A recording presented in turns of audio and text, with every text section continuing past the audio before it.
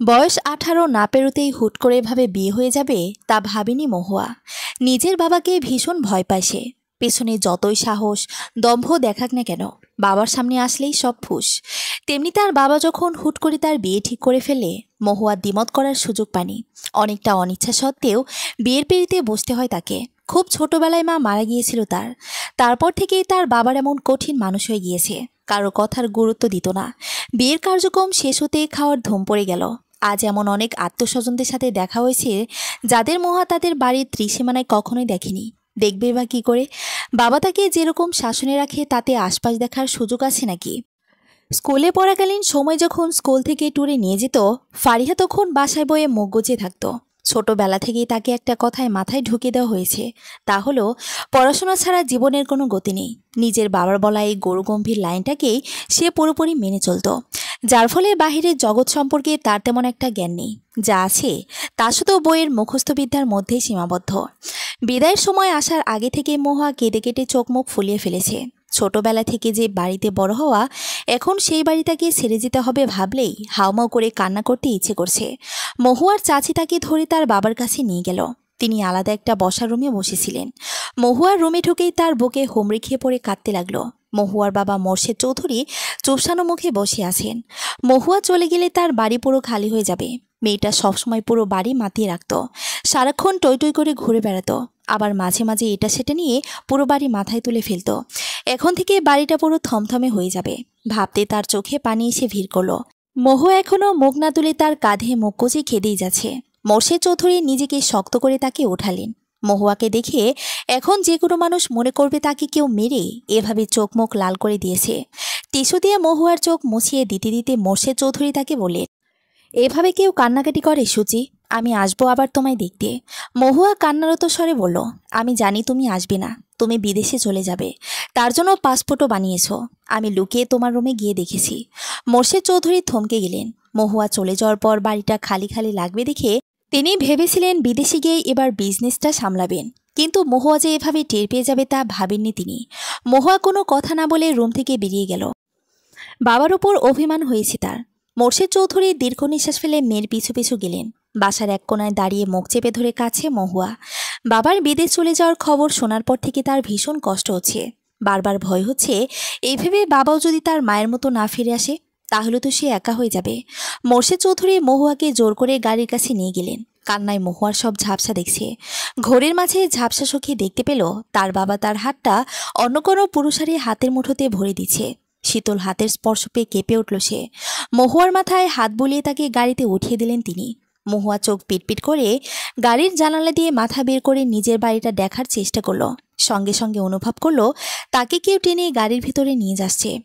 এভাবে কেউ গাড়ির বাহিরে মাথা বের করে রাখে? কোনো দুর্ঘটনা ঘটে গেলে কি হতো বলুন তো? গম্ভীর পুরুষালী কণ্ঠ শুনে কেঁপে উঠল মহুয়া। সে বুঝতে পারল এই লোকটির সাথে হয়তোবা তার বিয়ে হয়েছে। কাপা কাপা স্বরে সরি বলে গাড়ির দরজার সাথে লেপ্টে বসে রইল সে। পাশে বসে থাকা লোকটির দিকে ভুলে ফিরে তাকালো না। শিল্পী খাতুনের একমাত্র ছেলে আদনানের বিয়ে হয়েছে। তিনি বেশ ব্যস্ত এদিক ওদিক সামলাতে। একবার রান্নাঘরে যান, আবার ফিরে আসেন। চারপাশে চোখ বুলিয়ে আবার দৌড়ে রান্নাঘরে যান। বিয়ের অনুষ্ঠান থেকে তিনি তাড়াতাড়ি বাসায় ফিরে এসেছেন সব গোছগাছের জন্য। আদনানের বাবা গলার আওয়াজ আর বাহিরে চেঁচামেচি শুনেই তিনি রান্নাঘর থেকে দৌড়ে বেরিয়ে এলেন। মহুয়া গুটিসুটি হয়ে মাথা নুয়ে সোফায় বসে আছে। বাসার সামনে গাড়ি আসার পরে কয়েকজন মেয়ে দৌড়ে এসে তাকে ধরে নামিয়েছে। ভারী সাজের কারণে সে কাহিল হয়ে আছে। মিনিট খানেক পরে একজন মহিলা এসে তাকে ভিড় চেঁচামেচি থেকে দড়ি নিয়ে সোফায় নিয়ে বসালেন। মহুয়া মাথা তুলে তাকালে শিল্পী খাতুন মৃদু হেসে বললেন, আমাকে চিনতে পেরেছ মা? মহুয়া মুখটা মনে করার চেষ্টা করে দেখল। বিয়েতে এবং তাদের বাড়িতে দেখেছিল 2-3 বার। এত ভিড়ের তার সাথে তেমন একটা কথাও হয়নি। মহিলার কথা শুনে মনে হচ্ছে তিনি ছেলের মা। আড়ষ্ট ভঙ্গিতে ওপনেস মাথা নাড়ল সে। শিল্পী খাতুন মহুয়ার ভয়ের তোক দেখে হাসল। হেসে বললেন, আমাকে ভয় পাওয়ার কিছু নেই মা, আমি তো তোমার মায়ের মতোই। কয়েকটা নিয়মকানুন পালন করে তাকে ভিতরে পাঠিয়ে দিলেন তিনি। জড়সড় হয়ে একটা ঘরে বসে আছে মহুয়া। শাড়ির ভার, সারাদিনের ঝড়ে তার ভীষণ ক্লান্ত লাগছে। বড় একটা হাই তুলতেই কেউ বলে উঠল, আপনার তো মনে হয় ঘুম পেয়েছে, আপনি বরং ফ্রেশ হয়ে নিন। হুড়মুড়ে উঠে দাঁড়ালো মহুয়া। তাকে এভাবে উঠতে দেখে কিঞ্চিত অবাক হলো আদনান। হেই, ডোন্ট প্যানিক। আপনার অসুবিধা কিংবা অসুস্থ হলে আমি বারান্দায় যাচ্ছি, আপনি স্বাভাবিক হয়ে ফ্রেশ হন, তারপর না হয় আমরা কথা বলবো, কেমন? মহুয়া মাথা নাড়ে। আদনান বারান্দায় চলে গেলে ধীরে ধীরে গয়নাগুলো খুলে একটা শাড়ি নিয়ে ফ্রেশ হতে চলে যায়। কিছু সময় পর মাথা মুছতে মুছতে বের হয়। নিজে তো ফ্রেশ হয়েছে, এবার আদনানকে ডাকা উচিত। কিছুক্ষণ ইতস্ত করে বারান্দায় গিয়ে নিচু স্বরে বলল, আপনি এখন ফ্রেশ হতে পারেন। আদনান বারান্দায় বসে মোবাইল দেখছিল। মহুয়ার ডাকে মুখ তুলে তাকালো, হাসি মুখে বলল, ও আপনার হয়ে গেছে, তাহলে আপনি এখানে বসে একটু রিল্যাক্স করুন। এতক্ষণ মানুষের ভিড়ে নিশ্চয়ই অস্বস্তিতেই ছিলেন, এখন একটু শান্তিতে নিজের মতো থাকুন। কোনো কিছু প্রয়োজন হলে নিতে হেজিটেট ফিল করবেন না। মহুয়া মাথা নেড়ে সায় দিল। আদনান চলে গেলে বারান্দাটা ভালো করে লক্ষ্য করল সে। অনেক বড় বারান্দা, এক পাশ গাছপালা দিয়ে পরিপূর্ণ, আরেক পাশে ছোট দুইটা সোফার মতো বসার জায়গা, আরেক জায়গায় দোলনা। এখান থেকে সামনের গাছগাছালির ভিউটা অসাধারণ। রাতের আকাশটাও বেশ পরিষ্কার দেখা যায়। দোলনাটায় গিয়ে ধীরে সুস্থে ভয়ে ভয়ে বসল সে। রাতের আকাশে বৃষ্টি নেমেছে। ফোঁটা ফোঁটা বৃষ্টির শব্দে চারিদিকটা মোহময়ী লাগছে। বৃষ্টির ফোঁটা পড়ার সাথে সাথেই যেন গাছগুলো আরও সজীব হয়ে উঠছে। মহুয়া দোলনায় বসে বৃষ্টির পানি ছুঁয়ে দেখছে। ঠান্ডার দিনে ঠান্ডা পানি দিয়ে খেলতে বেশ মজাই লাগে তার। আদনানের আসার আওয়াজ পেয়ে তাড়াতাড়ি ভেজা হাতটা শাড়িতে মুছে ফেল সে। আদনান বারান্দায় ঢুকে মহুয়াকে এমন রোবটের মতো দাঁড়িয়ে থাকতে দেখে অবাক হলো। মেয়েটা প্রতিনিয়ত তাকে অবাক করে দিচ্ছে। এভাবে ঠান্ডার মধ্যে বসে আছেন যে, ঠান্ডা লাগছে না? মহুয়া নড়ে চড়ে বসল, ধীর কণ্ঠে বলল, না তেমন একটা ঠান্ডা লাগছে না। আচ্ছা তাহলে এখানেই বসা যাক। আদনান পাশে থাকা সোফাগুলোর একটাতে বসলো। গলা ঝেড়ে বলা শুরু করলো, বিয়েটা একেবারে হুট করে হয়ে গেছে, বলা যায় অনেকটা তাড়াহুড়ার মাঝে। তাই আমার কিংবা আপনার তেমন কোনো কথাবার্তা কিংবা দেখা সাক্ষাৎ হয়নি। মানে দাঁড়ায় এটা আমাদের প্রথম দেখা, তাই হয়তো আপনি বেশ আনইজি ফিল করছেন। প্লিজ বি ইজি, এটা এখন থেকে আপনারও বাড়ি। আপনি নিজের খুশি মতো যা খুশি করতে পারেন, কেউ কিছু বলবে না। তবে উল্টাপাল্টা কাজ মানে ধরুন এমন কোনো কাজ যাতে আপনার ক্ষতি হবে সেরকম কিছু করলে কিন্তু আমি আমার আম্মু দুজনেই খুব বকবো। And can you be friends? মহুয়ার দিকে হাত বাড়িয়ে জিজ্ঞেস করলো আদনান। ইতস্ত করে মহুয়া আদনানের হাত হালকা ছুঁয়ে বলল, ইয়া ইশিওর। আদনান মুস্কি এসে বলল, আমরা যেহেতু আমি কি আপনার সম্পর্কে কিছু জানতে পারি? সত্যি কথা বলছি, আমি আপনার সম্পর্কে তেমন কিছুই জানি না। আম্মু বলেছিল কিন্তু আমার মনে নেই। মহুয়া আকাশের দিকে তাকিয়ে ধীরে বলল, আমার পুরো নাম মহুয়া চৌধুরী। বাবাই আমার নামটা রাখেন। আমার জন্মের ঠিক 2 বছর পর আমার মা মারা যায়, তাই মায়ের সাথে তেমন কোনো বিশেষ স্মৃতি আমার নেই। তার চেহারাও খুব একটা মনে নেই, তবে ছবিতে দেখেছি বহুবার। মা মারা যাওয়ার পরে 3 বছর আমি দাদির কাছে মানুষ হয়েছিলাম। তারপর আমার যখন 5 বছর তখন আমার দাদি হার্ট অ্যাটাক করে মারা যান। তারপর থেকে আমি একা। বাসার মোট 4টা সার্ভেন্ট ছিল আমার দেখাশোনার জন্য। এত সার্ভেন্ট, এত খেলনা, এত আয়োজন আমাকে ঘিরে, কিন্তু সেসবে আমার বিন্দুমাত্র আগ্রহ ছিল না। বাবা সকালে অফিসে চলে যেতেন, ফিরতেন রাত করে। আমি ততক্ষণে ঘুমিয়ে যেতাম। তাই বাবার সাথে এক বাড়িতে থাকলেও দেখা সাক্ষাৎ কথা বলা খুব কম ছিল। বাড়িতে কোনো আত্মীয়স্বজনও আসতো না তেমন। বয়স 6 হলেই আমাকে স্কুলে ভর্তি করে দেওয়া হয়। স্কুলে যখন সবাই বন্ধুদের সাথে মিশত তখন আমি ব্রেঞ্চের এক কোণে বসে থাকতাম। নিচ থেকে গিয়ে যে কারোর সাথে কথা বলতে হয় তা আমি জানতাম না। এখন জানি, কিন্তু পারি না। আদনান মহুয়াকে থামিয়ে বলে উঠল, তা আপনার সাথে কথা বলেই বুঝতে পেরেছি। মহুয়া মৃদু হেসে আবারও বলা শুরু করলো, বইয়ের বাইরে আমার নিজের কোনো আলাদা জগৎ নেই। বাবা পরীক্ষার খারাপ করা চাইতেন না, তাই কখনো পড়াশোনার চেয়ে বেশি গুরুত্ব কোনো কিছুতেই দিইনি। এর বাইরে আমার আর কোনো গল্প নেই। পরিবার, অনুষ্ঠান, আনন্দ এসবের কোনো কিছুই আমি কখনো উপভোগ করিনি। কথা শেষ করেই নিজের চোখের কোণে জমে থাকা পানিটুকু মুছে ফেলল মহুয়া। আদনান অবাক হয়ে জিজ্ঞেস করলো, তাহলে বিভিন্ন অনুষ্ঠানগুলো, মানে ঈদের সময় কি করতেন? মহুয়া মলিন হেসে বলল, পরিবারহীন মানুষের আবার ঈদ হয় নাকি? ওই দিন বাড়িতে খালি ভালো রান্না হতো, এর বেশি কিছুই না। কারণ বাবা বাহিরে বের হয়ে দিতেন না। মহুয়া আগের কথা মনে করে আর কান্না করতে চায় না, কিন্তু সেসব কথা মনে হলে কান্না আসে। কোনোভাবে আটকাতে পারে না, আজও তাই হলো। ফুপিয়ে কেঁদে উঠল সে। আদনান মহুয়ার কান্না শুনে হতভম্ব হয়ে রইল। ধীর পায়ে উঠে তার মাথায় হাত বুলিয়ে থাকলো। মহুয়া নাক টেনে কাঁদছিল। মাথায় কারো হাতের স্পর্শ পেয়ে থমকে দাঁড়ালো। এটাই এটাই তো সে চেয়েছিল, কেউ তার দুঃসময়ে এভাবে পাশে থাকো, তাকে সান্ত্বনা দিক, কিন্তু কখনো কাউকে পায়নি। আজ আদনানের এমন কাজে তার অন্যরকম অনুভূতি হচ্ছে, ভালো লাগার অনুভূতি। আদনান মনে মনে প্রতিজ্ঞা করলো, আপনাকে আমি এর কষ্ট পেতে দেব না মহুয়া। সকালের সূর্যের আলো মুখের উপর পড়তেই ঘুমটা ভেঙে গেল মহুয়ার। কাল রাতে তার খুব ভালো ঘুম হয়েছে, হওয়ারই কথা। কান্নার পর তো ঘুম ভালো হয়। জানালার পর্দা হালকা ফাঁক করে দেখল সকাল এখনো পুরোপুরি হয়নি। চট করে হাত মুখ ধুয়ে নামাজটা পড়ে ফেল সে। কাল রাতে কান্না যখন থামাতে পারছিল না, আদনান তাকে বকে ধমকে কান্না বন্ধ করিয়ে শুয়ে দিয়েছে। আদনানের ভয়ে মহুয়ার কোনো উচ্চবাক্য করতে পারেনি। নামাজ পড়া শেষ করে মহুয়া বাড়িটা ঘুরে ঘুরে দেখতে লাগলো। নতুন বউ হিসেবে এমন করা উচিত না, কিন্তু নিজের কৌতূহল দমাতে পারছে না। রান্নাঘরের সামনে আসতে দেখলো দুজন মহিলা কাজ করছে। মহুয়া হাসি মুখে তাদের দিকে এগিয়ে গেল। তাদের সাথে অনেকটা জোরাজোরি করেই সে সকালে নাস্তাটা বানালো। আগে যখন সে বাড়িতে একা থাকতো, প্রায়ই নিত্য নতুন রেসিপি ট্রাই করত। সেই ধারাবাহিকতায় তার মোটামুটি সব রান্নাই জানা। খাবারগুলো সব টেবিলে সাজিয়ে দিয়ে রুমে ঢুকে বিছানায় বসলো সে। মাথার ঘোমটা ফেলতেই আদনান ঘুম ঘুম স্বরে তার হাত হালকা করে জড়িয়ে ধরে বলল, আপনি কোথায় ছিলেন মহুয়া? আমি আপনাকে ঘুম থেকে উঠে পেলাম না কেন? মহুয়া হতভম্ব হয়ে নিজের হাতের দিকে তাকিয়ে রইল। হাত ছাড়ানোর জন্য একটু ছটফট করলে আদনান হাতটা আর একটু শক্ত করে জড়িয়ে ধরল, বলল, কি ব্যাপার, উত্তর দিচ্ছে না যে? আপনি কোথায় ছিলেন? মহুয়া লজ্জায় গুটিসুটি হয়ে নিচু স্বরে উত্তর দিল, আমি বাড়িটা ঘুরে ঘুরে দেখছিলাম। কোনো কাজ ছিল না তো তাই। মহুয়া ভেবেছিল তার এমন কাজে আদনান রেগে যাবে। ভীতু চোখে তার দিকে তাকাতেই আদনান হেসে বলে, বাড়ি পছন্দ হয়েছে? মহুয়া নিজেও হেসে মাথা নাড়ালো। আদনান মহুয়ার হাত ছেড়ে উঠে বসে আড়মোড়া ভেঙে জিজ্ঞেস করলো, আপনার কি বাড়ির জন্য মন খারাপ লাগছে? মহুয়ার মুখটা সাথে সাথে মলিন হয়ে গেল। ছলছল চোখে আদনানের দিকে তাকিয়ে বলল, না, আমার মন খারাপ করছে না। আমি এ বাড়িতেই ভালো আছি। আর কখনো ওই বাড়িতে আমি যাব না, যাব না, যাব না। আদনান মহুয়ার দিকে অবাক হয়ে তাকালো। মহুয়া চোখ নামিয়ে নিল। চলে যেতে নিলেই আদনান হাত ধরে আটকে বলল, আমরা না ফ্রেন্ড? ফ্রেন্ডের কাছে কিছু লোকাতে হয় না। আমি স্পষ্ট দেখতে পারছি আপনি কিছু লোকাচ্ছেন। ধুমধাম মনের কথাটা বলে দিন তো। মহুয়া ধুমধাম কথাটা শুনে হেসে দিল। তারপর আবার নাক টেনে বলল, বাবার কাছে আমি আর যাব না। তিনি আমাকে না জানে দেশের বাহিরে চলে যাচ্ছে। আমি জানি তিনি একবার চলে গেলে আর ফিরবে না। তাই আমিও আর ওনার কাছে যাব না। আদনান অবাক হয়ে বলল, সত্যি কি আঙ্কেল মানে বাবা চলে যাবে? আপনি শিওর? আমি একেবারে শিওর। বাবা তো টিকিটও কেটে ফেলেছে। আগামী মাসের 1 জানুয়ারি ফ্লাইট। আমি বাবার ঘরে লুকিয়ে গিয়ে দেখে ফেলেছি। মহুয়া অভিমানী স্বরে কথাগুলো বলল। আদনান চিন্তায় পড়ে গেল। মোর্শেদ চৌধুরী চলে গেলে মহুয়া আবারও একা হয়ে যাবে। ঠিক একা নয়, কারণ তার সাথে তো এখন তার নতুন পরিবার সবসময় থাকবে। কিন্তু তার নিজের পরিবারের কথা কোনো না কোনোভাবে মনে পড়বেই। আদনান দীর্ঘশ্বাস ফেলে বলল, আচ্ছা, আমি দেখছি ব্যাপারটা। আপনি নিচে যান, আম্মুর সাথে কথা বলুন, ভালো লাগবে। মহুয়া সায় জানিয়ে নিচে চলে গেল।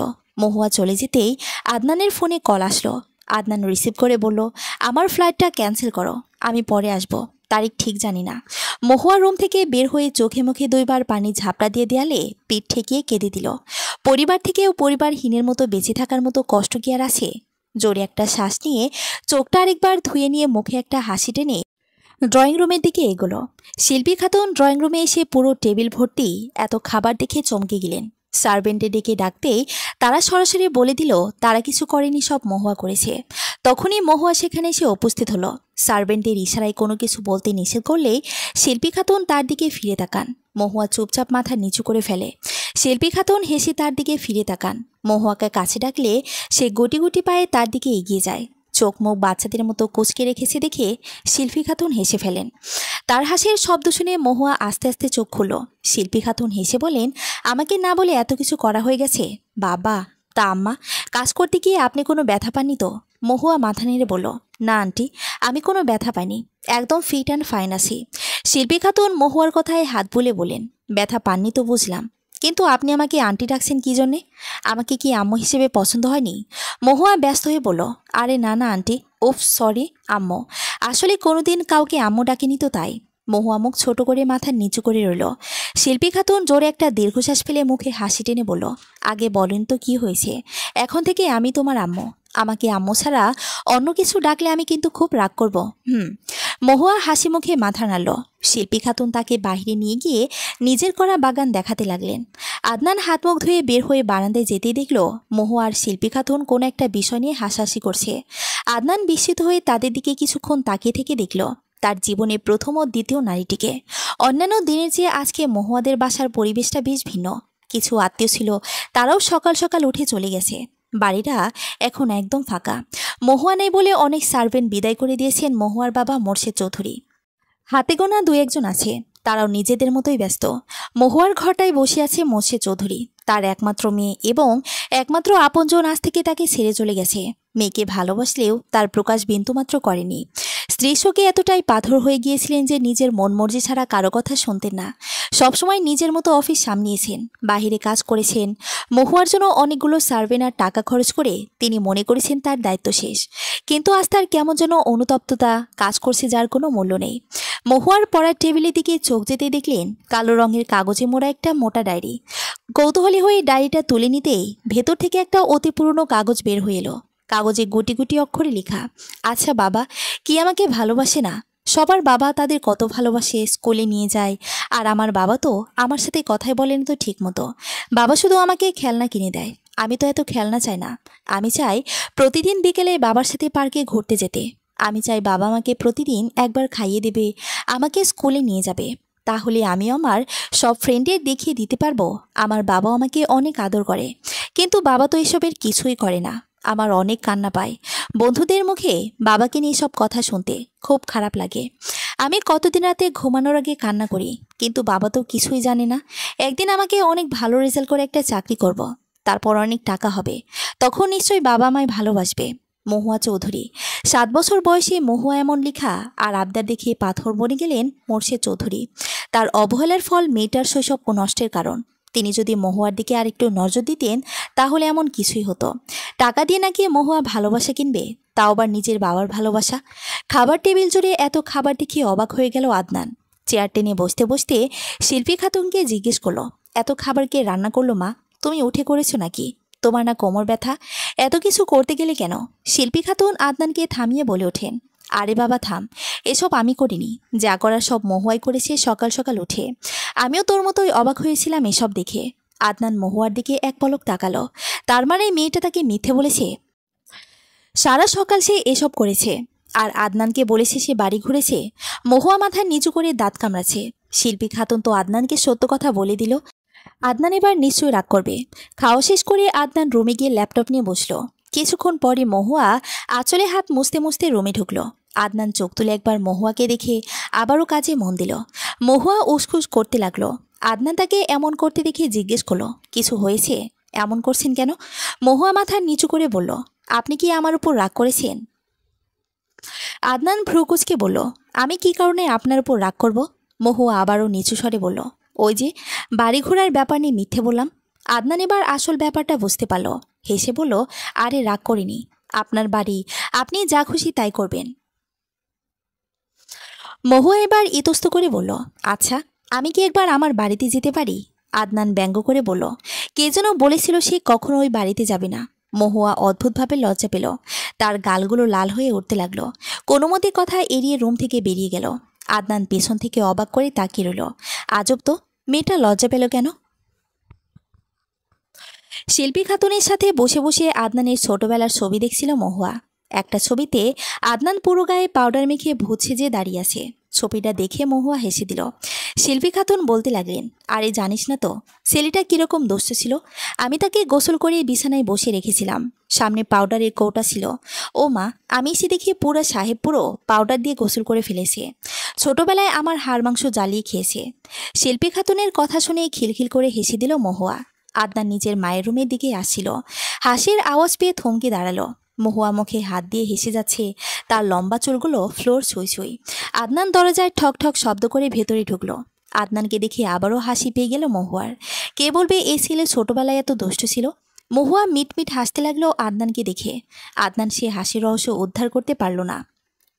মায়ের হাতে অ্যালবাম দেখে খানিকটা আন্দাজ করতে পারলো কি হয়েছে। ধীর পায়ে মায়ের পাশে বসে জিজ্ঞেস করলো, কি ব্যাপার, কি নিয়ে হাসাহাসি হচ্ছে? শিল্পী খাতুন হাসি থামিয়ে বলেন, তোর ছবি দেখাচ্ছিলাম মহুয়াকে। আদনান একবার অ্যালবামে উকি দিয়ে দেখলো নিজের ছবিটা। বুঝলো মহুয়া কেন হাসছিল। তারপর মুখ ফুলিয়ে মায়ের দিকে তাকালো। মহুয়া আবারও খিলখিলিয়ে হেসে দিল। শিল্পী খাতুন এবার বললেন, আদনান মহুয়াকে একটু ওর বাড়িতে নিয়ে যেত। মেয়েটা তার বাবার সাথে দেখা করে আসুক। রিসিপশন তো আরও 3 দিন পর। আদনান মায়ের কথা শুনে মহুয়ার দিকে তাকালো। সে উৎফুল্ল চোখে তার দিকে তাকিয়ে আছে। আদনান মাথা নেড়ে হ্যাঁ জানাতেই মহুয়ার মুখে হাসি খেলে গেল। শিল্পী খাতুন বললেন, বেশ, তবে দুজনে রেডি হয়ে নাও। মহুয়া তুমি যাও, কোনো প্রয়োজনীয় জিনিস ফেলে আসলে নিয়ে এসো। মহুয়া হ্যাবোদক মাথা নাড়িয়ে রুম থেকে বেরিয়ে গেল। আদনান মায়ের কোলে মাথা দিয়ে শুয়ে পড়ল। শিল্পী খাতুন ছেলের মাথায় হাত বুলিয়ে দিয়ে বলেন, টায়ার্ড? আজকে নিশ্চয়ই ল্যাপটপ নিয়ে বসেছিস। তোর এই ল্যাপটপকে একদিন আমি পানিতে গোসল করাবো।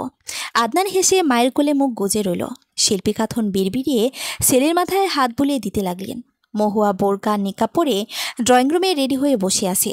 আদনান রেডি হয়ে মহুয়াকে দেখে থমকে গেল।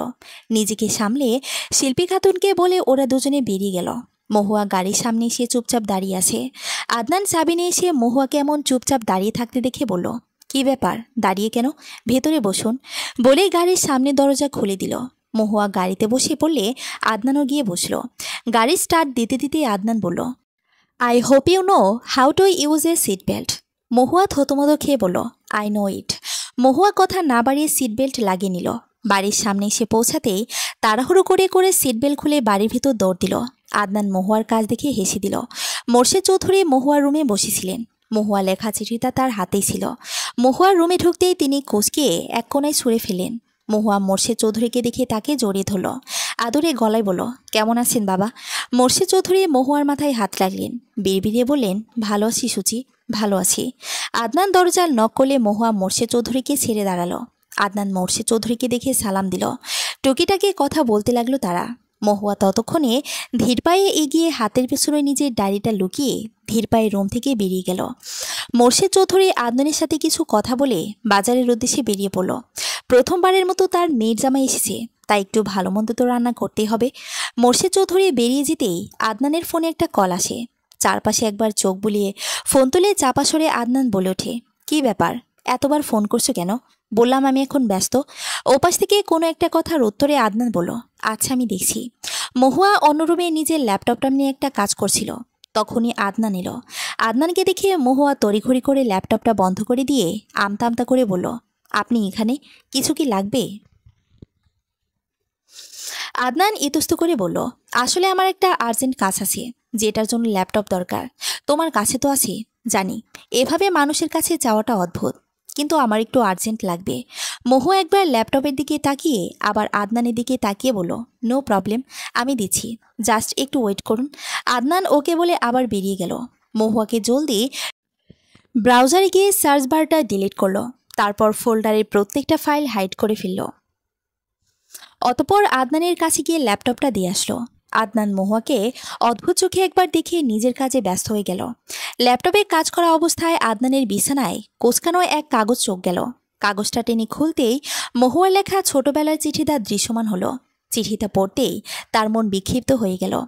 সাথে মোর্শেদ চৌধুরীর প্রতি একরাশ রাগ প্রকাশ পেল। তার অবহেলায় আজ মহুয়ার এমন অবস্থা। কাজ শেষ করে ল্যাপটপ বন্ধ করে মহুয়ার খোঁজে বেরোলো সে। মহুয়া রান্নাঘরে রান্না করছিল।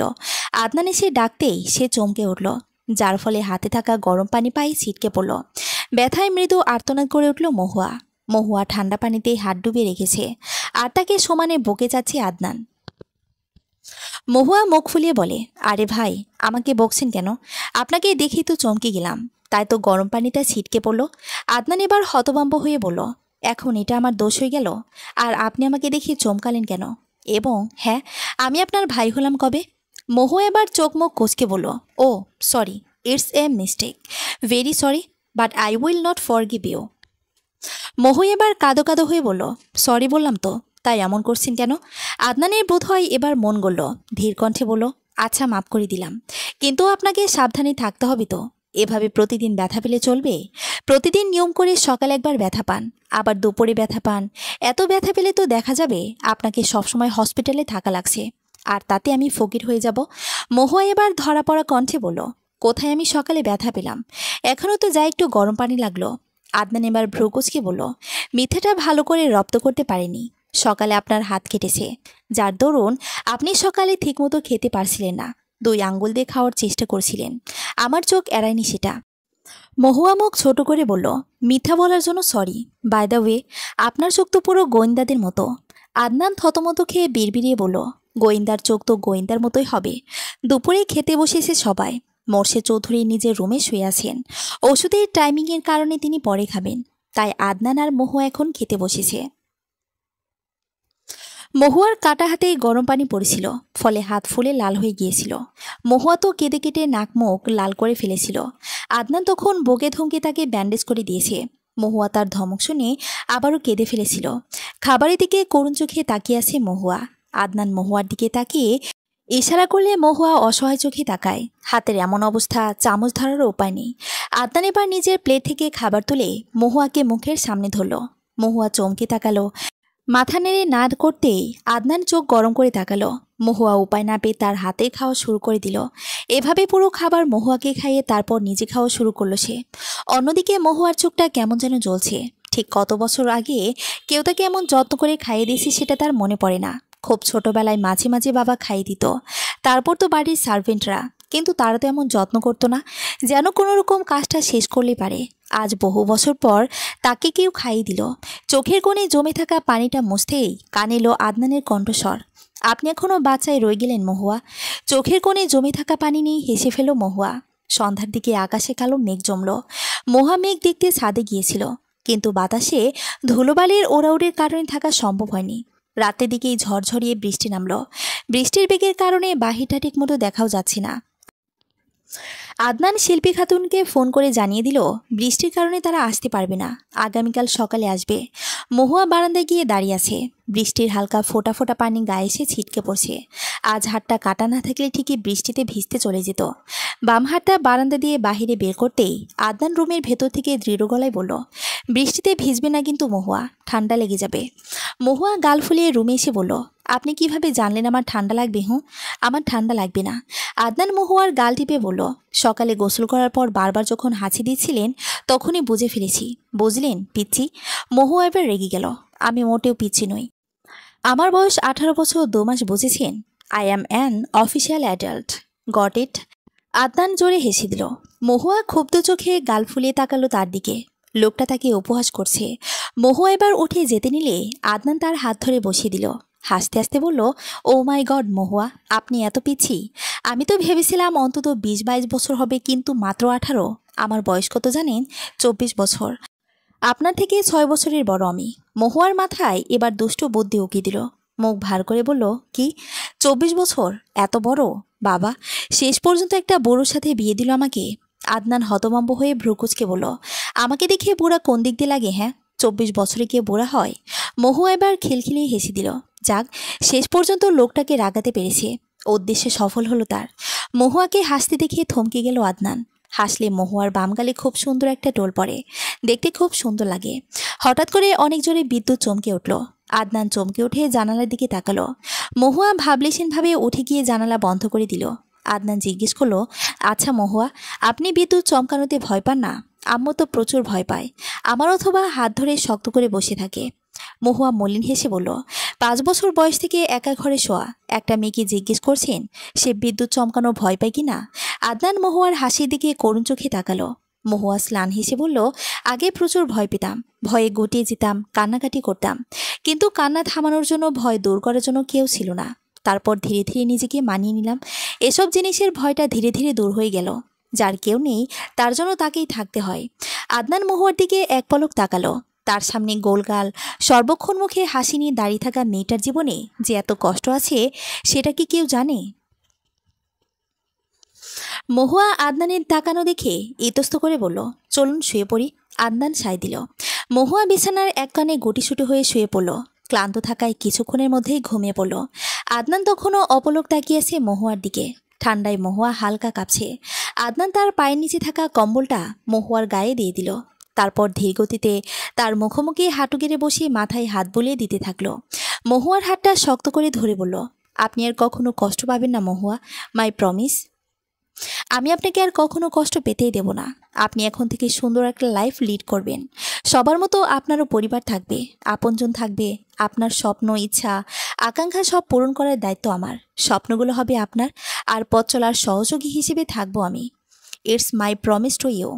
আজ আদনান মহুয়ার রিসেপশন হওয়ায় আদনানের বাড়িতে মেহমানের গিজগিজ করছে। পা ফেলার সুযোগও পাওয়া যাচ্ছে না। ড্রয়িং রুমে সব বড় মুরব্বীরা বসে কথা বলছে। শিল্পী খাতুনের রুমে সব মহিলারা বসে গল্প করছে। আর মহুয়া ও আদনানের রুমে কাজিন মহলের আড্ডা বসেছে। মহুয়া হলো তাদের আগ্রহের মূল কেন্দ্রবিন্দু। মহুয়া বিছানার মাঝে বসে আছে, আর সবাই তাকে আশেপাশে বসে আছে। সবাই মহুয়াকে এটা ওটা প্রশ্ন করছে। মহুয়া রোবটের মতো উত্তর দিচ্ছে। তার কাছে এই পরিস্থিতি নতুন, একেবারে নতুন। মানিয়ে নিতে পারছে না নিজেকে ঠিকমতো। আদনানের এক কাজিন নাতাশা প্রশ্ন করে বলল, ভাবি আর ইউ ওকে? সাথে সাথে সবাই মহুয়ার দিকে তাকালো। মহুয়া বিব্রত হয়ে জোরপূর্বক হেসে বলল, না না, আমি ঠিক আছি। সবাই এবার গল্পে মশগুল হয়ে গেল। মহুয়া আবারও নিজেকে তাদের মতো মানিয়ে নেওয়ার চেষ্টা করতে থাকলো। ওয়াশরুম থেকে মাথা ঝাড়তে ঝাড়তে বের হলো আদনান। সবাই এবার উৎসুক দৃষ্টিতে ওর দিকে তাকালো। আদনান ওদেরকে এভাবে তাকাতে দেখে বলল, হোয়াট, এভাবে তাকিয়ে আছিস কেন সবাই? আদনানের আরেক কাজিন রুহি বলল, তুমি তো তাকিয়ে থাকার মতোই ভাইয়া। মহুয়া রুহির কথা মানে বুঝলো না। নাতাশা রুহিকে থামিয়ে বলল, আরে রুহির কথা বাদ দাও তো, তুমি বলো তো ভাইয়া, এত পিচি মিষ্টি বুড়ি কোথায় খুঁজে পেলে তুমি? আদনান মহুয়ার পাশ থেকে নাতাশাকে উঠিয়ে দিয়ে হেলান দিয়ে বসে বলল, ভাগ্য ভালো বোন, ভাগ্য ভালো। তার কথার ধরনে সবাই উচ্চস্বরে হেসে উঠল। মহুয়া মাথা নিচু করে চুপচাপ বসে আছে। তার লজ্জা লাগছে। গাল দুটো আবারও লাল হয়ে উঠেছে। আদনান মহুয়ার দিকে তাকিয়ে বুঝতে পারল মেয়েটা আবারও লজ্জা পেয়েছে। মাথা ঝুঁকিয়ে মহুয়ার মুখটা দেখার চেষ্টা করলো সে। মহুয়ার থুতনি একবার চিবুকে ঠেকল। নতুন বউয়ের মতো লজ্জা পাচ্ছে, কিন্তু সে তো 10 দিনের পুরনো বউ। এই কদিনে তাদের সম্পর্কটা অনেকটা স্বাভাবিক হয়েছে। মহুয়া আদনানের সাথে পুরোপুরি বন্ধুর মতো মেশে। যত আবদার ইচ্ছা সব আদনানের কাছে। আদনান সব হাসি মুখে পূরণ করে। তাদের সম্পর্কটা শুধু বন্ধুত্বের মধ্যে সীমাবদ্ধ নেই, তার চেয়েও বেশি কিছু হয়তোবা।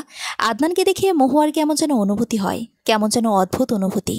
আর কিছু ভাবতে পারে না মহুয়া। গাল দুটো লাল হয়ে আসে। মহুয়া ও আদনানকে একা রেখে এক এক করে সবাই রুম থেকে বেরিয়ে যায়। আদনান মহুয়ার মুখ তুলে বলে, কি ব্যাপার ম্যাডাম, গালগুলো এমন লাল হয়ে আছে কেন? কেউ কামড় দিয়েছে বুঝি? চোখ মুখ কুঁচকে ফেলে মহুয়া আদনানের কথায় ভেংসি কেটে বলে, ছি, আপনি এসব কথা কোথা থেকে শিখেছেন? আদনান এবার মহুয়ার আঙ্গুলে ঘোরাতে ঘোরাতে বলল, নিজে নিজে শিখেছি, বুঝেছেন ম্যাডাম।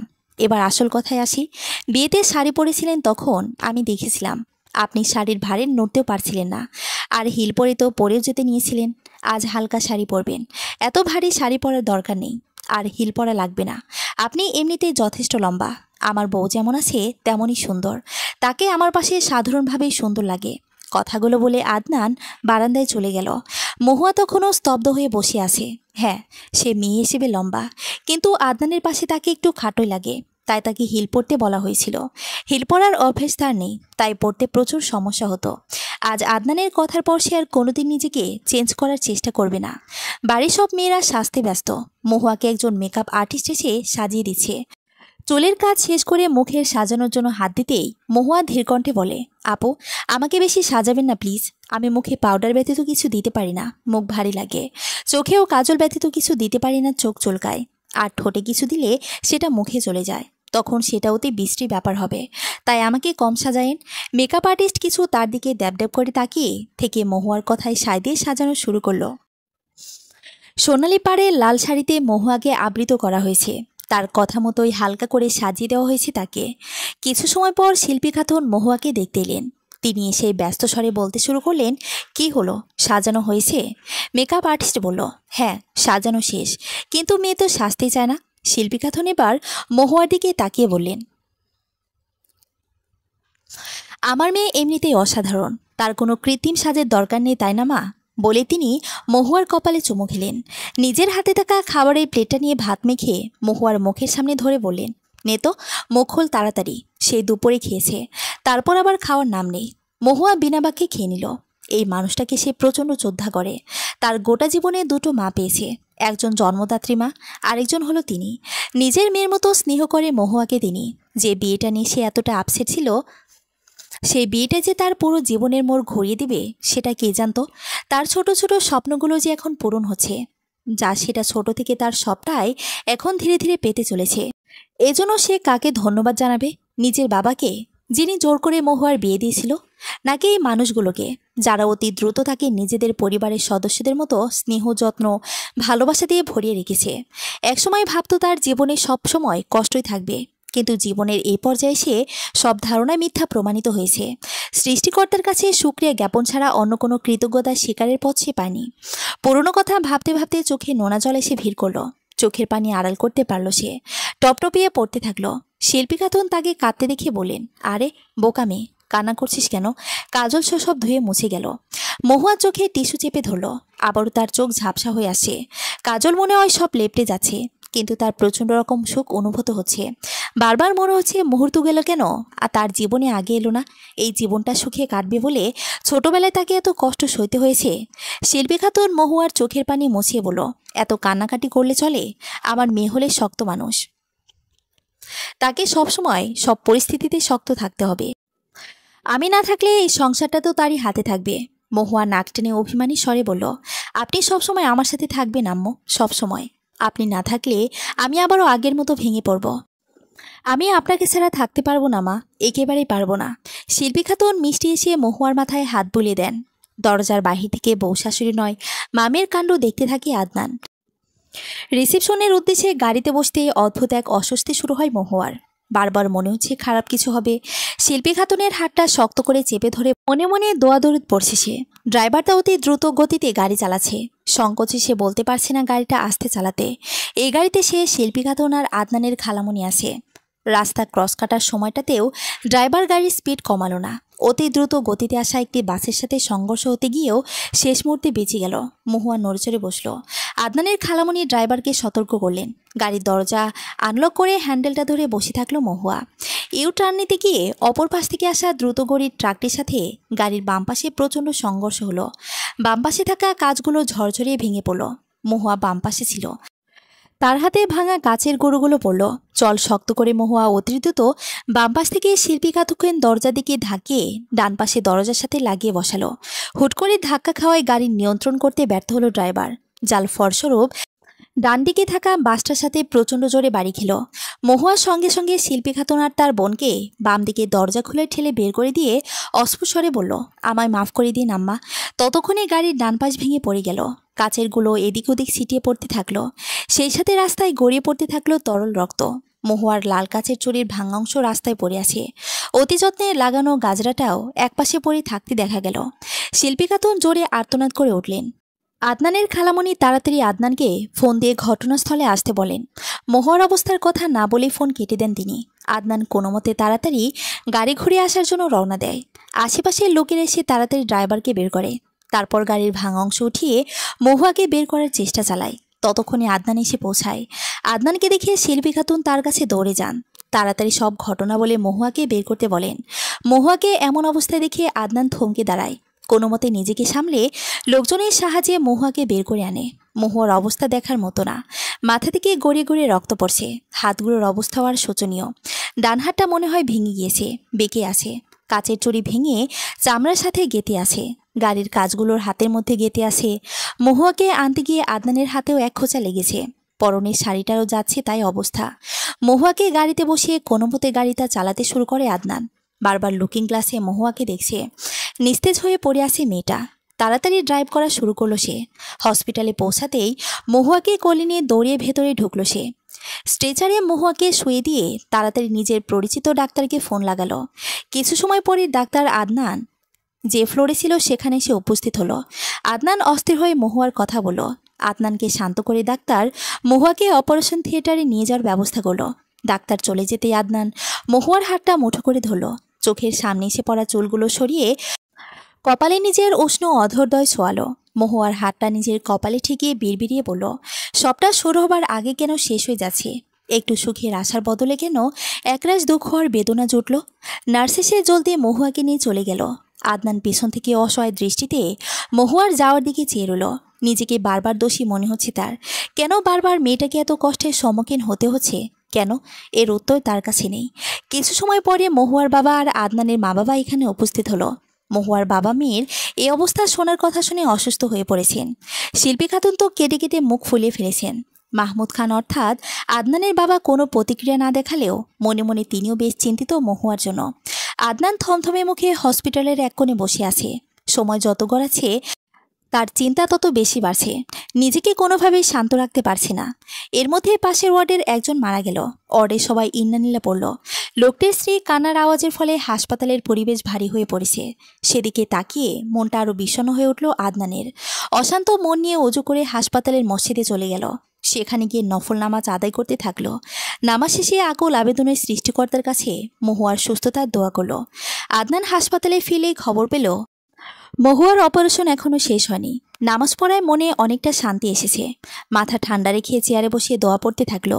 কিছু সময় পর ডাক্তার বের হতেই আদনান তার কাছে ছুটে গেল। ডাক্তার আদনানকে বললেন, পেশেন্টের অবস্থা ভালো না, অপারেশন সাকসেসফুল হয়েছে, কিন্তু পেশেন্ট খুব দুর্বল, তাকে দেখে শুনে রাখতে হবে। সবাই স্বস্তির নিঃশ্বাস ফেল। আদনান ডাক্তারকে ধন্যবাদ দিতে গেলে ডাক্তার তাকে আলাদাভাবে কেবিনে আসতে বলল। আদনান সংকোচ আর ভয় নিয়ে তার কেবিনে গেল। কেবিনে ঢুকতেই ডাক্তার বললেন, আসুন মিস্টার আদনান, আসলে আপনার স্ত্রী সম্পর্কে আরেকটি কথা আছে যেটা আমি বাহিরে বলিনি। তিনি সম্ভবত আগে কোনোভাবে মাথায় বাড়ি খেয়েছিলেন, যার ফলে আমার মনে হয় তার প্রায়ই মাথা ব্যথা করত।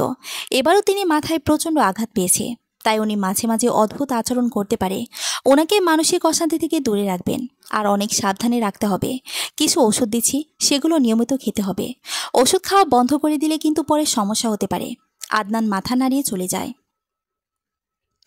মহুয়ার কেবিনের সামনে এসে তার দিকে এক পলক তাকিয়ে বলে, আপনি শুধু বেঁচে থাকুন মহুয়া, আমার আর কিছুই চায় না। প্রায় 3 ঘন্টা পর ডাক্তার মহুয়ার কেবিনে ঢোকার অনুমতি দেন। আদনান ছাড়া অন্য কেউ তখন হাসপাতালে নেই। রাত বেড়ে যাওয়ায় আদনান সবাইকে জোর করে পাঠিয়ে দিয়েছে। শিল্পী খাতুন থাকতে চাইলে তাকেও পাঠিয়ে দেয় আদনান। নিজের শরীরটাও একটু দুর্বল লাগছে। সেই দুপুরের পর থেকে না খাওয়া। মহুয়ার অসুস্থতায় তার গলা দিয়ে এক ফোঁটা পানিও নামেনি। ডাক্তারের পারমিশন পেয়ে ধীর পায়ে মহুয়ার কেবিনে এগিয়ে গেল। চারপাশে বিকট যন্ত্রপাতির শব্দ। মহুয়ার পেট, হাত ব্যথা, মাথা, পা ব্যান্ডেজ করা। মাথায় ব্যান্ডেজের ওপর দিয়ে রক্ত লেগে আছে। মহুয়ার মুখটা পুরো মলিন হয়ে আছে, ঠোঁটগুলো শুকনো। মহুয়াকে এমন অবস্থায় দেখতে পারছে না আদনান। মেয়েটার এখন হাসি মুখে থাকার কথা ছিল, অথচ নিয়তির খেলায় এখন হসপিটালের বিছানায়। মহুয়ার মাথার সামনে হাঁটু গেড়ে বসলো আদনান। মহুয়া মুখে আঙ্গুল ছুঁয়ে দিল। মুখটা পুরো ঠান্ডা হয়ে আছে, চোখ থেকে এক ফোঁটা পানি খসে পড়ল। মহুয়ার হাতে কপাল ঠেকিয়ে ফিসফিসিয়ে বলল, এই আদনান রহমানও শেষ পর্যন্ত আপনার মায়ায় জড়িয়ে পড়েছে মহুয়া। সবার সাথে তাকেও আপনি নিজের মায়ায় বেঁধে ফেলতে সক্ষম হলেন। মহুয়ার পাশে বসে থাকতে থাকতে কখন যে চোখটা লেগে গেছে বুঝতে পারিনি। মহুয়া নড়ে উঠলে আদনানের ঝিমুনি ভাঙে। চোখ কষলে তাকে দেখে মহুয়া ঘুমের ঘোরে উসখুস করছে। নার্সকে ডাকলে সে বলে জ্ঞান ফিরতে পারে, তাই এমন করছে, ভয়ের কিছু নেই। আদনান স্বস্তির নিঃশ্বাস ফেলে। আবারও মহুয়ার হাতটা মুঠো করে ধরে চুপ করে বসে থাকে। কিছুক্ষণ পর ধীরে ধীরে চোখ খুলো মহুয়া। পিটপিট করে চেয়ে আশেপাশে তাকালো। চোখে আলো লাগলেই চোখটা ব্যথা করা শুরু করলে চোখটা বন্ধ করে ফেলল। হাতে আস্তে করে নাড়াতে আদনান জেগে গেল। অস্থির হয়ে মহুয়ার মাথায় হাত বুলিয়ে দিতেই ধীরে ধীরে চোখ খুলো মহুয়া। অতিরিক্ত লাইটটা অফ করে দিল আদনান। মহুয়া চোখ খুলে মলিন হাসি দিয়ে আদনানের দিকে তাকালো। আদনান ধীর কণ্ঠে বলল, খারাপ লাগছে খুব। মহুয়া নাবোধক মাথা নাড়াতে চাইলে মাথায় চাপ পড়ে, সাথে সাথে চোখ মুখ কুঁচকে ফেলে। কথা বলতে চাইলে গলার স্বর বের হয় না। আদনান মহুয়ার অবস্থা বুঝতে পেরে বলে, গলায় কাজ ঢুকে গিয়েছিল, অপারেশন হয়েছে, তাই কথা বলতে পারছেন না। চিন্তা করবেন না, খুব তাড়াতাড়ি ঠিক হয়ে যাবেন। আপনাকে ঠিক হতে হবে। ক্লান্ত হয়ে চোখ বন্ধ করে শুয়ে থাকে মহুয়া। ডাক্তার এসে কিছুক্ষণ চেক আপ করে চলে যায়। ডাক্তার চলে যাওয়ার পরই আদনান বাড়িতে ফোন করে জানিয়ে দেয় মহুয়ার জ্ঞান ফেরার কথা। সেই সাথে বলে দেয় এই রাতে কাউকে না আসতে, আগামীকাল সবাই আসবে। কথা শেষ করে মহুয়ার কাছে এসে দেখে মহুয়া আবারও ঘুমিয়ে পড়েছে। ঘুমটা গভীর হওয়ার আগেই তাড়াতাড়ি তাকে জাগিয়ে তোলো আদনান। গলার সমস্যার কারণে এখন লিকুইড ফুড ছাড়া অন্য কিছু খেতে পারবে না। হসপিটালের ক্যান্টিন থেকে দেওয়া স্যুপটা এখন খেতে হবে। মহুয়ার মাথার নিচে আরেকটা এক্সট্রা বালিশ দিয়ে মাথাটা উঁচু করে নিল। তারপর স্যুপটা তার মুখের সামনে ধরতেই মহুয়ার চোখ মুখ কুঁচকে ফেলে। আদনান চোখ পাকিয়ে মহুয়ার দিকে তাকায়। অসহায় চোখে তাকিয়ে মহুয়া মুখ ঘুরিয়ে নেয়। আদনান এবার ধমক দেয় তাকে। মহুয়া ভয় পেয়ে ধীরে ধীরে স্যুপটা খেয়ে নেয়। মহুয়া স্যুপ খাওয়া শেষ হলে তাকে মাথায় হাত বুলিয়ে দিতে ঘুমাতে বলে। পরদিন বেশ সকাল সকাল শিল্পী, মাহমুদ রহমান আর মোর্শেদ চৌধুরী এসে উপস্থিত হয়। শিল্পী খাতুন তো মহুয়ার এই অবস্থা দেখেই কেঁদেই দেন। আদনান অনেক বুঝিয়ে সুজিত মাকে সান্ত্বনা করে। তাদের কথাবার্তার শব্দে মহুয়া ঘুম থেকে উঠে পড়ে। মোর্শেদ চৌধুরী ও মাহমুদ রহমান কিছু কথা বলে আদনানের সাথে। ডাক্তারের কাছে কথা বলতে যায়। শিল্পী খাতুন মহুয়ার সামনে এসে কেঁদে দেয়। তুই নিজে গাড়ি থেকে না বের হয়ে কেন আমাদের বের করে দিলি? হ্যাঁ, আমার কথা কি একবারও মনে পড়েনি? মহুয়া মলিন হেসে আটকপ আটকে বলে, মেয়ে হয়ে মাকে কিভাবে বিপদের মুখে ঠেলে দিতাম। শিল্পী খাতুন আবারও হু হু করে কেঁদে ফেলেন। মহুয়া তার কান্না দেখে দীর্ঘশ্বাস ফেলে। তারপর হসপিটালে থাকার বাদবাকি দিনগুলোতে আদনানি মহুয়ার সাথে ছিল। শিল্পী খাতুন আর মাহমুদ সাহেবকে থাকতে দেয়নি। আর মোর্শেদ চৌধুরী তার ফ্লাইটের সময় অনুযায়ী মহুয়ার অ্যাক্সিডেন্টের কিছুদিন পরে বিদেশে চলে যান। এ নিয়ে মহুয়ার বেশ কিছুদিন মন খারাপ ছিল। পরে আদনান অনেক বুঝিয়ে তাকে স্বাভাবিক করে। ডাক্তারের পরামর্শে প্রায় 2 সপ্তাহ পর মহুয়া আশায় ফিরতে পারে। এতদিন পর হসপিটাল থেকে ফিরতে পেয়ে স্বস্তির নিঃশ্বাস ফেলে মহুয়া। বিছানায় বসেই গল্পের বই পড়ছিল মহুয়া। আদনান সোফায় বসে ল্যাপটপে কাজ করছে। মহুয়ার শরীর এখন বেশ খানিকটা সুস্থ, তবে হাঁটতে পারে না ঠিকমতো। তবে কিছুদিন ধরে তার প্রচুর মুড সুইং হয়। কেন হয় মহুয়া নিজেও বলতে পারে না। গতদিন হলো আদনানের উপর রেগে টেবিল ল্যাম্প ছড়ে ভেঙে ফেলেছিল। তারপর নিজের কাজে নিজেই হতভম্ব হয়ে গেছে সে।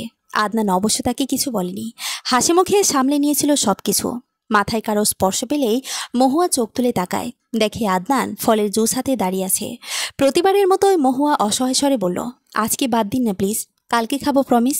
আদনান রাগে স্বরে বলে, না, প্রতিদিনেরটা প্রতিদিন খেতে হবে। এখন চুপচাপ ভালো মেয়ের মতো খেয়ে নাও। মহুয়া মুখ ভেঙচিয়ে বালিশ দিয়ে মুখ চেপে রাখে, অর্থাৎ সে কিছুইতেই খাবে না।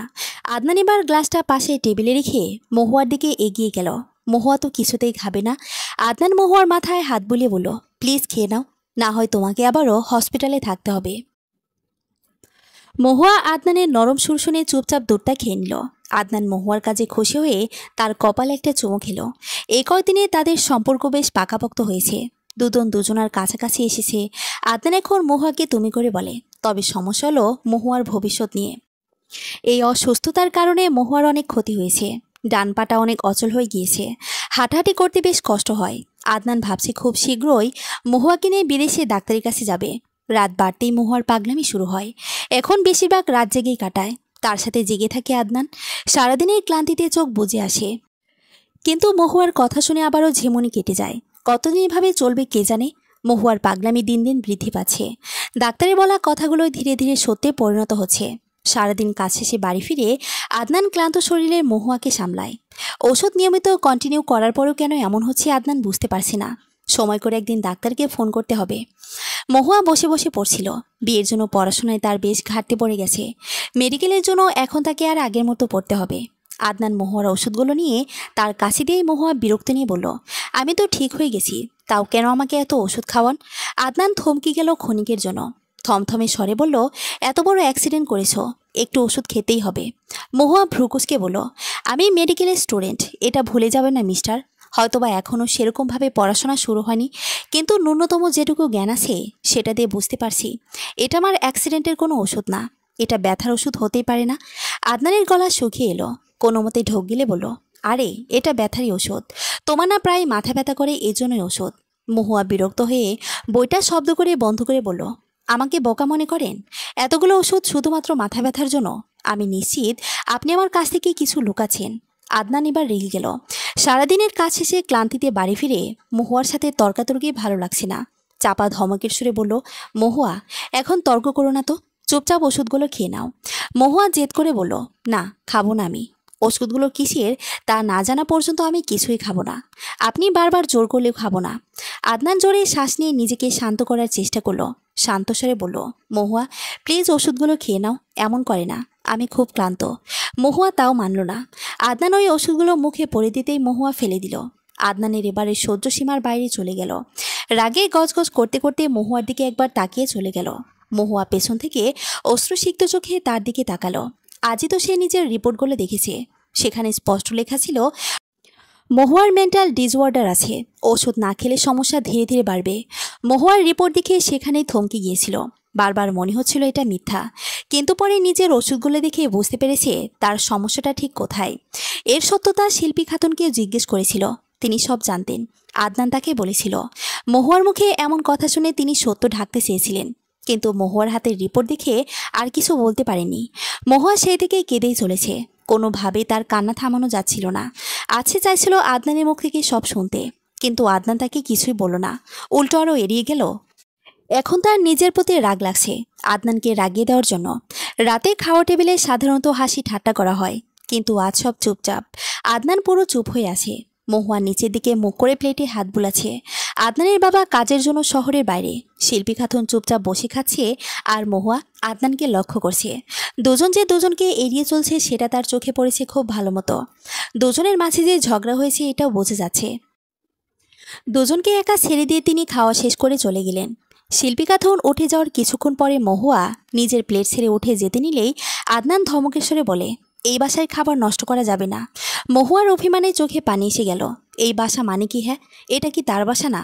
কই, বাসরে তো খুব সুন্দর করে বলেছিল এটা তার নিজের বাসা, আর এখন কথার সুর পাল্টে গেল। চোখের পানি আটকে কোনো মতে খাবার শেষ করলো পানি দিয়ে গিলে। আদনান মহুয়ার চলে যাওয়ার দিকে তাকিয়ে দীর্ঘশ্বাস ফেলল। মেয়েটা একদমই কিছু বুঝতে চায় না। এবারে ডিসেম্বরে শীতটা মনে হয় একটু বেশি পড়েছে। ঠান্ডা শিরশির বাতাসে বাহিরে দাঁড়ানো যায় না। রাতের আকাশে শুল্কপক্ষের চাঁদ দেখা যাচ্ছে। তার আশপাশটা ঘিরে রয়েছে কয়েকটা তারা। রাতের নীরবতা যেন চারপাশটাকে আঁকড়ে ধরেছে। সবকিছু শুনছান, কোনো শব্দ নেই। অতি দূর থেকে মাঝে মাঝে এক দুইটা কুকুরের ডাক ভেসে আসে। ছাদের এক কোনায় গুটিসুটো হয়ে দাঁড়িয়ে আছে মহুয়া। শীতে থরথর করে কাঁপছে সে, তবুও যেন পণ করেছে আজ নিচে যাবে না। আদনানের প্রতি তার প্রচুর অভিমান। এই অভিমানের দেওয়াল যতক্ষণ না ভাঙবে ততক্ষণ সে আদনানের সাথে কোনো কথা বলবে না, তার কোনো কথাও শুনবে না। চোখ দিয়ে অভিমানের অশ্রু গড়িয়ে পড়ছে তার। আদনান এতক্ষণ মহুয়াকে সব জায়গায় খুঁজছিল। শেষে উপায় না পেয়ে ছাদে এসে দেখল মহুয়া শীতে কাঁপছে। স্বস্তির নিঃশ্বাস ফেলল আদনান। মহুয়াকে দেখতে না পেয়ে ভয় পেয়ে গিয়েছিল মেয়েটা যদি রাগ করে বাইরে বের হয়ে যেত। মহুয়াকে গিয়ে পেছন থেকে জড়িয়ে ধরল আদনান। হুট করে কারো স্পর্শ পেয়ে ভয় পেয়ে গেল মহুয়া। আদনানের গভীর নিঃশ্বাস তার কান সংলগ্ন জায়গায় পড়তে বুঝল এটা আদনান। অভিমানে আবারও চোখ ভারী হয়ে উঠল তার। জোরাজোরি করে নিজেকে ছাড়াতে চাইলেই আদনান তাকে চেপে ধরে ঘাড়ে ঠোঁট ছোঁয়ালো। থমকে গেল মহুয়া। শ্বাস প্রশ্বাস ভারী হয়ে গেল। নিজেকে শান্ত করার চেষ্টা করলো, কিন্তু আদনানের দেওয়া একের পর এক স্পর্শগুলোর বদলে নিজেকে সামলানো তো বহুদূর আরও বেসামাল হয়ে উঠল। হাল ছেড়ে দিয়ে নিজের শরীরের ভার আদনানের উপর ছেড়ে দিল। আদনান মৃদু হেসে মহুয়াকে আগলে নিল। মহুয়া এখন জোরে জোরে শ্বাস নিচ্ছে। আদনান ধীর স্বরে বলল, এত অভিমান কেন আপনার মহুরানী? মহুয়া উত্তর দিল না। চোখ থেকে এক ফোঁটা পানি এসে খসে পড়ল। আদনান আবারও বলল, বাচ্চাদের স্বাস্থ্যের পক্ষে এত অভিমান ভালো না রানী। মহুয়া মলিন হাসল। তারপর ভারী গলায় বলল, আমায় আপনার বোঝা মনে হয় না রাজা সাহেব? আমার প্রতি বিরক্ত আসে না? আদনান মহুয়াকে শক্ত করে জড়িয়ে ধরে বলে উঠল, নবাব নন্দিনীর প্রতি কারো বিরক্ত আসতে পারে? তাকে কি কারো বোঝা মনে হতে পারে? আপনি তো আমার নবাব নন্দিনী। আপনার প্রতি আমার বিরক্ত কোনোদিন আসবে না মহু, কোনো দিন না। মহু মুখে সুখের হাসি ফুটে উঠল। কোনো মতে বলল, আমার ডিজওয়ার্ডের কথা কেন লুকালেন আমার থেকে? আদনানের মুখ থেকে হাসি উবে গেল। ভয়ার্ত গলায় বলল, তুমি সব জেনে গেছো? মহুয়া স্লান হেসে বলল, আজই জানলাম। আদনান কোনো কথা বলল না। চুপচাপ মহুয়াকে জড়িয়ে ধরে বসে থাকলো। শিরশিরে বাতাসে মহুয়া হালকা কেঁপে কেঁপে উঠল। আদনান ধীর স্বরে বলল, আপনার এটা কোনো সমস্যা না মহুয়া। এই তো ওষুধ কন্টিনিউ করলে আপনি ঠিক হয়ে যাবেন। এটা সাময়িক। এই সাধারণ একটা সমস্যার জন্য আমি আপনাকে ছেড়ে দেব তা ভাবলেন কিভাবে আপনি? দাম্পত্য জীবনে নানান চড়াই উতরাই আসবে। আমাদের হাতে হাত রেখে সে চড়াই উতরাই পার করতে হবে। যত কিছু হয়ে যাক না কেন, দিন শেষে আমার পাশে আমি আপনাকেই চাই। সময় অসময়, সুখ দুঃখ সব কিছুতে আমি আপনাকে চাই। আপনাকে দেখার তৃষ্ণা, আপনাকে ভালোবাসার তৃষ্ণা আমার কখনোই মিটবে না মহুরানী। আপনি আমার প্রথম প্রেমানুভূতি, আমার মাধবীলতা, আমার প্রণয়িনী। আপনার প্রতি বিরক্ত আসে তো দুঃসাধ্য। মহুয়া তৃপ্তির হাসি নিয়ে চোখ বুঝল। মনে মনে বলল, আপনিও আমার প্রথম প্রেমানুভূতি আদনান সাহেব। আপনাকেও আমি আপনার মতো করেই ভালোবাসি। সমাপ্ত।